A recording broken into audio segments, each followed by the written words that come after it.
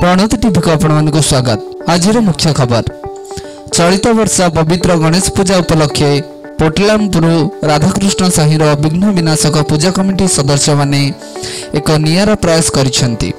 परिवेशर स्वच्छ सुरक्षा पई वृक्षरोपण निहाती आवश्यक। एही मनोभाव नहीं कमिटी पक्षर एक वृक्षरोपण कार्यक्रम आयोजन करा जायतिला। उक्त कार्यक्रम में मुख्य अतिथि सरपंच निरंजन प्रधान एवं सम्मानित अतिथि समिति सभ्य शंभुनाथ स्वाई समेत बहु गण्यमान्य व्यक्ति जोगदे ग्रामर विभिन्न ग्राम वृक्षरोपण करथिले।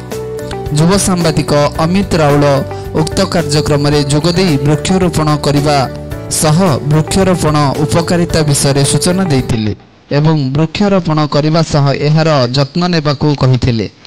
उक्त कार्यक्रम में महेश्वर प्रधान, कैलाश राउल, नितेश नाहक, श्रीकांत राउल, रवींद्र प्रधान, सागर स्वाई, संदीप स्वाई, जितेंद्र प्रधान, गौरी प्रधान, फिन्नू, पिंकू प्रधान समेत बहुत ग्रामवासी उपस्थित थिले।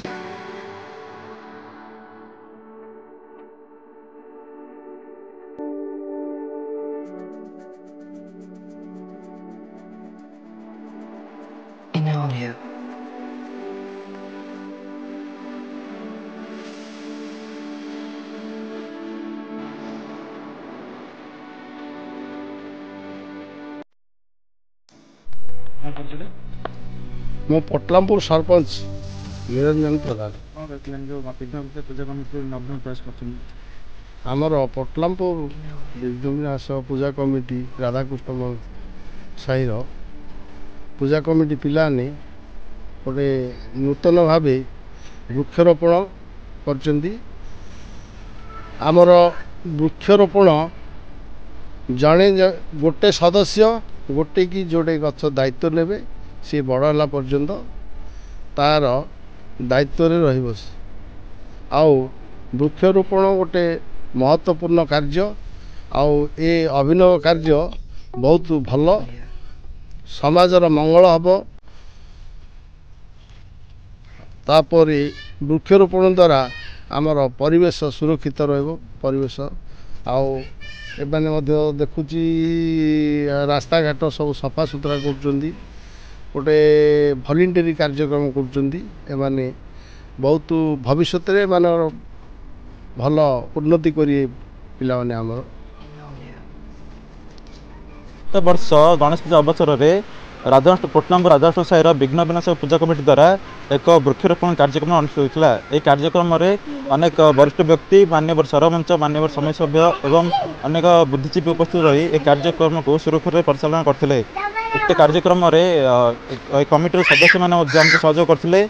ये कार्यक्रम में 50 रु अधिक गछ लगाई एवं अनेक लोक उपकृत आशा करी सदस्य मैंने महत् कार्य वृक्षरोपण भली महत् कार्य करी समाज में प्रशंसा लाभ कर।